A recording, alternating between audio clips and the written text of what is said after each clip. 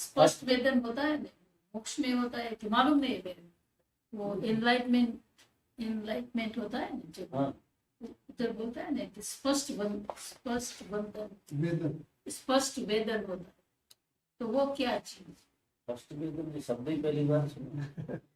मतलब आप हिंदी में कर तो बताओ। मैं खुद नहीं समझ आप पा रहा हूँ बाबा तत्वरी जी। और ऐसी बात करें, समाधि और तत्वरी ऐसी दो चीज होती है, इसकी बात करें। स्पष्ट वेदन, स्व संवेदन के स्पष्ट संवेदन वेदन था शरीर को, फर्स्ट मीन्स स्पष्ट वेदन। Vedan Vedan is, is- I think yeah. it's saying, हाँ?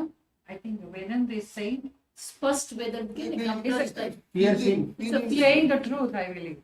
That's the maybe translation, I guess. Pain होता है रियलाइजेशन में। हाँ, वो बता रहे हैं कि रियलाइजेशन की फर्स्ट मीन्स में कुछ पेन होता है आदमी को, ऐसा ना है। Self realisation. एनलाइटनमेंट के पहले हाँ मैंने पीड़ा होती है। हाँ, या पीड़ा होती है। हाँ वो क्या? वो क्या होता है कि तुम्हारा जितना भी जहर होता है शरीर में और मन में, जब कोई आदमी ध्यान साधना से गुजरता है तो वो बहुत संवेदनशील हो जाता है। जब संवेदनशील होता, सेंसिटिव होता, तो उसके जितने भीतर जहर पड़े होते हैं वे सारे जहर खुलने लगते हैं। और जब जहर खुलेगा तो पीड़ा देगा, भारी पीड़ा होती है। और इस पीड़ा में से बहुत सारे लोग एनलाइटनमेंट को छोड़ देते हैं, नीचे की तरफ गिर जाते हैं। लेकिन इससे तो गुजरना ही पड़ता है। अगर कोई व्यक्ति इस पीड़ा में से गुजर जाए, वो पीड़ा ऐसी होती है जो आप पूछ रहे हैं, शायद मैं जो समझा हूं एनलाइटनमेंट के थोड़े पहले की बात, जैसे आपको बिच्छुओं ने काट लिया, आपके शरीर में जैसे जहर फैल गया, ऐसी पीड़ा होती। उसमें आपके उस पीड़ा में जन्म जन्म के संस्कार, इस जन्म के नहीं जन्म जन्म के संस्कार पूरे राख हो जाते हैं, आपकी सफाई हो जाती।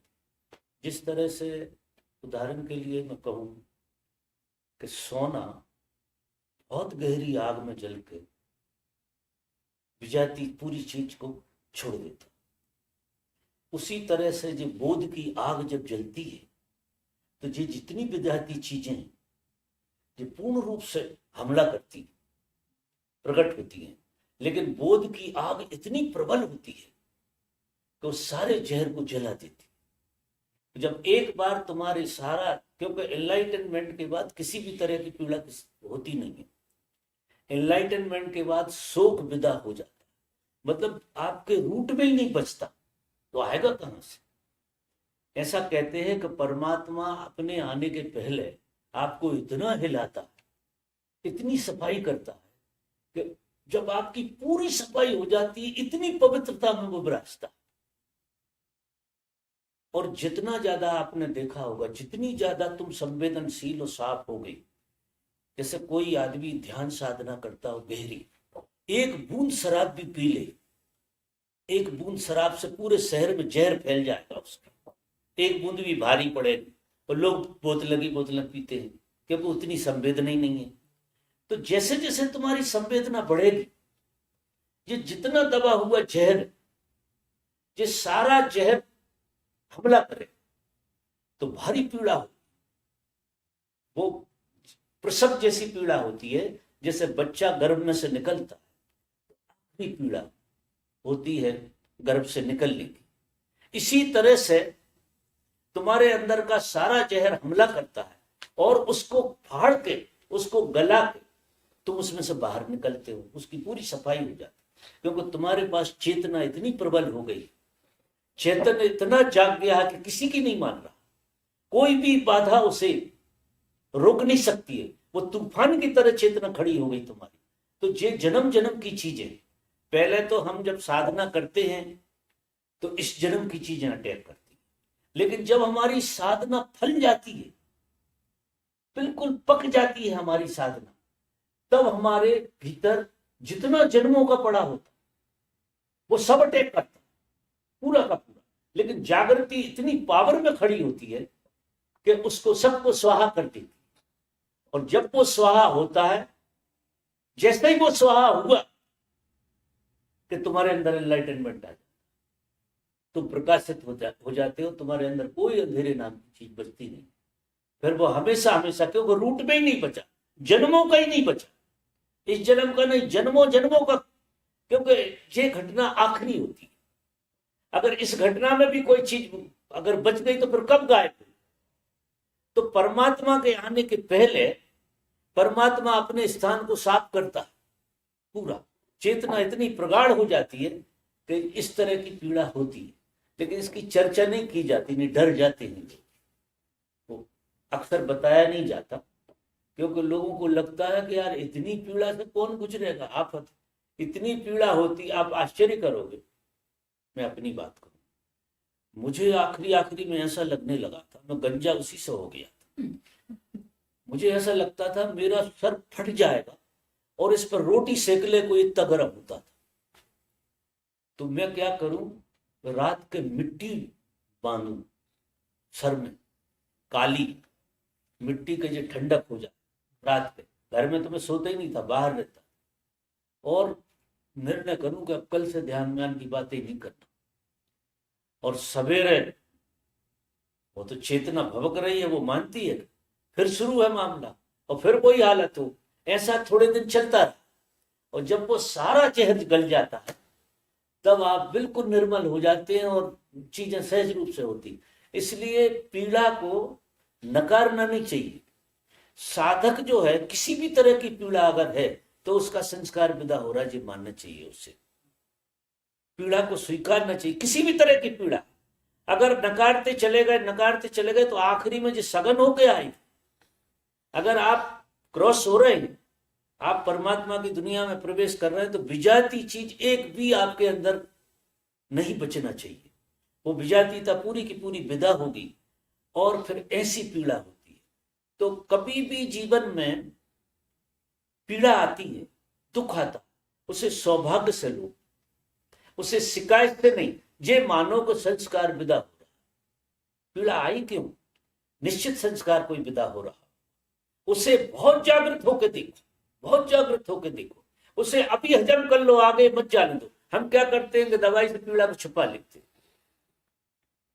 अब तुमने छुपा ली तो कान का दर्द तो ठीक हो गया, दाढ़ में शुरू हो गया। अब वो संस्कार है, वो तो मानेगा ही नहीं, और दाढ़ का बंद हो जाएगा तो कोई और जगह आंख में दर्द शुरू हो जाएगा, तुम दर्द के बाहर नहीं जा। तो जो आया है उसी को भोग लो ना, काहे को इधर उधर करते हो। तो जो भी दर्द है, जो भी पीड़ा है, जो भी शिकायत है, जो भी परेशानी है, जीवन परेशानी, चाहे आर्थिक हो, चाहे मानसिक हो, चाहे शारीरिक हो, साधक का धर्म है कि शिकायत ना करे। अगर शिकायत है तो साधक नहीं। अगर उसे ऐसा लग रहा है कि मुझे ये क्यों हो रहा, तो वो साधक नहीं है। साधक का मतलब ही ये है कि किसी भी तरह की परिस्थिति अगर है, आप कंगाल हो गए तो भी नहीं, अमीर हो गए तो भी नहीं, और जिस तरह की भी परिस्थिति आपकी आ गई है, उसको इतने जोर से स्वीकारो, आप इतने जोर से। स्वीकारने का मतलब है जागृत होकर उसे जियो, उसे इस मोमेंट में जीने की कोशिश करो। ये मोमेंट उसे विदा कर देगा, राख बना देगा पूरा। तो साधना में हमारी धीरे धीरे सफाई होती है, फिर भी कुछ बच जाता। तो इस जन्म का तो हम साधना से जला देते, जितनी भूल चूकें की हैं हमने, इस जन्म की सब साधना जलाकर राख कर देती है। लेकिन समाधि के पहले, क्योंकि समाधि तो अनंतता का नाम है, वो तो जहां से आपकी चेतना शुरू हुई है, वहां से अभी तक का जितना भी बखेड़ा होगा, जितना भी जहर होगा, वो सब इकट्ठा हो जाए। और वो जहर जब अटैक करता है तो साधक को ऐसा लगता है कि सैकड़ों बिच्छुओं ने काट दिया, इतनी पीड़ा। लेकिन चेतना जिसकी प्रबल हो गई, आखिर वो घटेगा भी उसी को जिसमें झेलने की ताकत होती, उसी को घटता। हम कहते जरूर हैं कि हमें असहनीय पीड़ा है, हम झूठ बोलते हैं, किसी को असहनीय पीड़ा नहीं होती। असहनीय पीड़ा अगर होगी तो मर जाओ। पीड़ा हमेशा सहनीय होती, क्योंकि पीड़ा उतनी ही निकलती है तुम्हारे अंदर जितनी तुम सहन कर सको। उससे ऊपर कभी किसी को पीड़ा नहीं होती, प्रकृति से भूल नहीं होती है। ये तो हम कहते जरूर है, हम शिकायत, किसी भी आदमी को किसी भी तरह की परेशानी हो रही है तो उसे ये नहीं कहना चाहिए कि असहनीय है। आपको वो पीड़ा इसलिए दी गई है कि आप उसे सहन कर सकते हैं, इतनी क्षमता है। और अगर पॉजिटिविटी आ गई आपकी, आपने उसको उस ढंग से देख लिया कि ये सब मेरा खेल है, जवाबदारी किसी पर नहीं डाली, तो आप उससे मुक्त हो जाएंगे, वो पीड़ा विदा हो जाएगी आप। और अगर आपने ये मानी कि नहीं यार ये मेरे साथ कुछ गलत हो रहा, ये पूरा ब्रह्मांड उसकी कृपा से चल रहा, आपका जीवन सब परमात्मा से चल रहा, गलत तो आपके जीवन में पैदा हुए जब से आज तक नहीं हुआ। कभी किसी के जीवन में गलत होता ही नहीं है, किसी के जीवन में गलत नहीं होता, क्योंकि किसी का जीवन किसी के हाथ में कहां है कि गलत होता। ये तो बहुत अद्भुत ढंग से उसकी रिफाइनरी में काम चल रहा, आप रिफाइंड से रिफाइंड होते चले जा रहे हैं। आपकी एक अवस्था थी तो सॉलिड थी, अब बिल्कुल पत्थर जैसी थी, वो पत्थर टूट टूट कर तरल होता चला जा रहा। अब उसको तुम ये समझते हो कि तुम पे आफत आ रही, कोई आफत वाफत नहीं, प्रकृति का एक आयोजन है कि तुम्हारी कठोरता को तोड़ने के लिए, और कठोरता पीड़ा से टूटती है। अभी संसार में भी आप देखना बहुत गहरे में बड़ा न्याय है, दिखता अन्याय। कोई आदमी को देखो गाड़ी से ठुक रहा है, हाथ पैर टूट रहे हैं, ठेवा लग रहा है उसका, इतनी परेशानी से गुजर रहा, देखने में ये लगेगा इसके साथ अन्याय। लेकिन जो हायर मैथमेटिक्स है वो ये कहती है कि वो इतना कठोर है, बिना इस पीड़ा के जागेगा ही नहीं, इतनी कठोरता है उसके भीतर। और जितना कठोर बीज होगा उतने ही बड़े हथौड़े से टूटेगा। उसको प्रकृति तो तोड़ रही है और तोड़ के उसको तरल बना रही है, वो उसका खेल है। क्योंकि तुम पदार्थ से चैतन्य हो रहे, अद्भुत घटना घट रही है तुम्हारे भीतर, और पदार्थ से चैतन्य हो रहा है तो पदार्थ की जो कठोरता है वो तो प्रकृति धक्के मार मार के ठीक करेगी ना, वो कठोरता को तोड़ेगी। तो लगेगा जैसे कि कोई मेरे पीछे ही पड़ा, कोई नहीं पड़ा किसी के पीछे। यहां किसी को खबर ही नहीं है कि किसी के लिए क्या करना, सारा खेल आयोजन प्रकृति का। तुम्हें तुझे खेल देखना है पूरा, इस खेल के अगर स्वीकार भाव से साक्षी हो जाओ तो इसी जन्म में तुम्हारा, अब जन्म दूसरा इसलिए मिलता है कि तुम जो मौके आते हैं ना उन्हें चूकते जरूर, वो भूल जरूर करते, उसे अवॉइड करते हो, उसे छुपाने की कोशिश करते हो, उसे फेस नहीं करते तो वो लौट लौट के आती है, और इतनी लौट के आएगी कि अगले जन्म में भी आएगी। इसलिए जो भी घटना घटे जीवन में उसे इतने सहज ढंग से स्वीकारो कि मेरी जागृति के लिए यही घटना ज्यादा सही होगी इसलिए घटी, ऐसे मान के चलोगे तो निदान निकलता चला जाए। चाहे मानसिक पीड़ा हो, चाहे शारीरिक पीड़ा हो, चाहे आर्थिक पीड़ा हो, और चाहे दैविक पीड़ा। ये 4 तरह की पीड़ाएं होती, दैविक, भौतिक, मानसिक, शारीरिक, ये 4 तरह की पीड़ाएं होती। तो इन 4 ही तरह की पीड़ाओं को आप वरदान की तरह अगर मानेंगे, साधक जैसे ही सन्यासी कोई होता है तो उसका संकल्प ही बदल जाता है। संसारी का संकल्प है हर चीज में शिकायत, सन्यासी का हर चीज में अहोभाव, क्योंकि हर चीज तुम्हें तोड़ने का काम। अब तुम्हारे मित्र हैं, यार हैं, दोस्त हैं, बुरा कहते हैं, भला कहते हैं, जो भी खेल चलता है बहुत गहराई से देखना, प्रकृति का ही आयोजन है, कोई नहीं कर रहा है। प्रकृति तुम्हारे इतने प्रेम में है कि बहुत बहुत तरह से तुम्हारी कठोरता को तोड़ देगी, इससे ज्यादा कुछ नहीं हो। और तुम्हें ज्यों का त्यों अगर ये समझ में आ गया, गैस स्टार्ट बदल गया, तो तुम धन्यवाद से भरोगे हरेक की, हरेक के प्रति तुम्हें धन्यवाद उपजेगा, शिकायत नहीं उपजेगी। क्योंकि देखो एक आदमी जा रहा,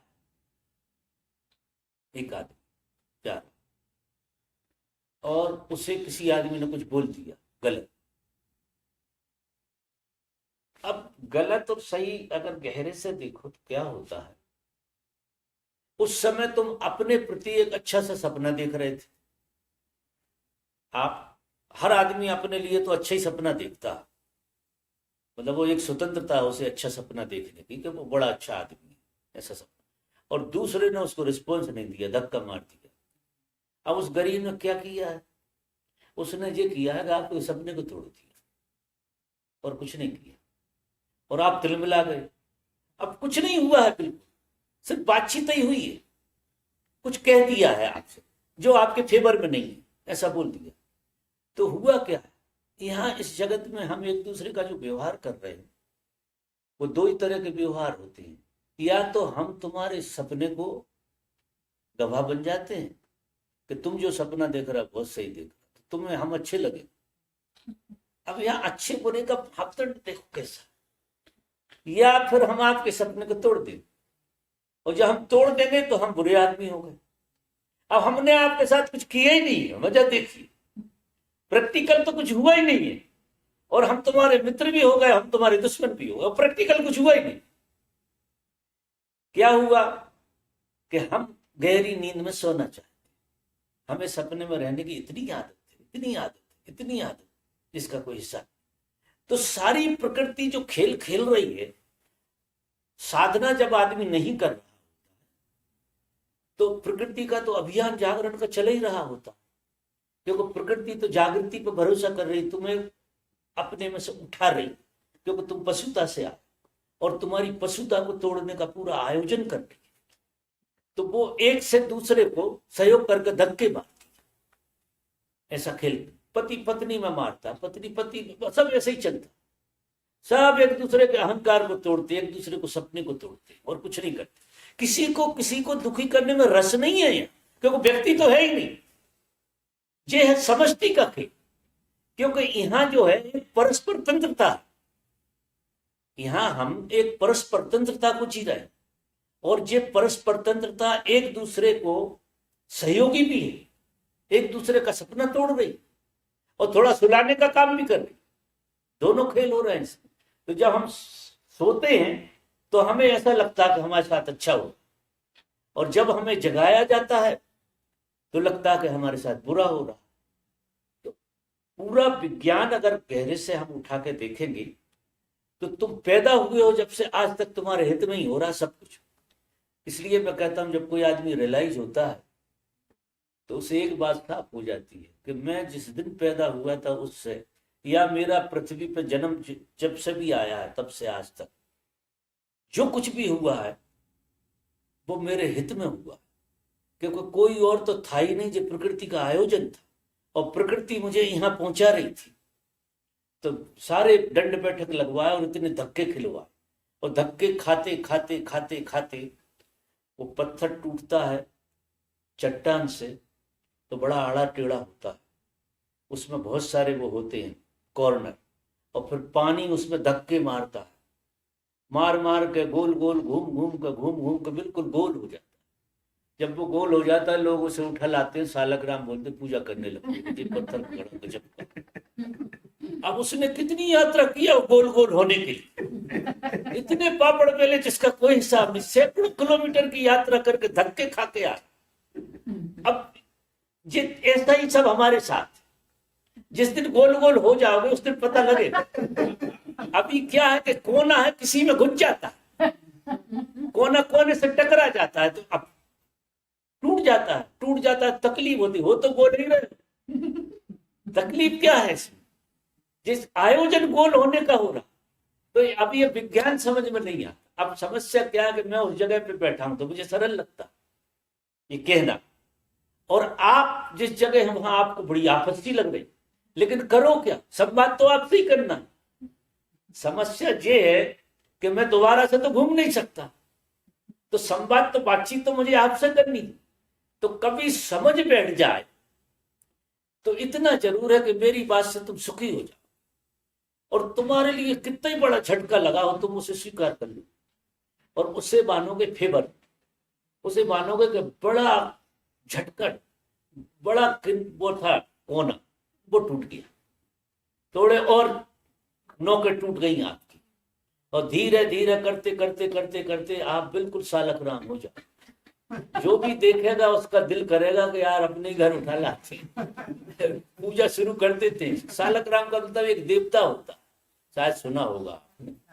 एक पत्थर होता है, उस पत्थर की पूजा करते हैं, जब वो गोल गोल होता, वो आकार ऐसा ले लेता है, तो लोग उसकी पूजा करने, उसके हाथ पैर कुछ भी नहीं होते, तो उसे अरूप के नाम से पूजा जाता है, उसका कोई रूप नहीं है। गणेश जी तो सूढ़ है, उपद्रव, वो ऐसा हो जाता है कि कुछ नहीं है उसका, तो उसको बहुत यूनिक पत्थर मानते हैं, उसकी पूजा करते हैं।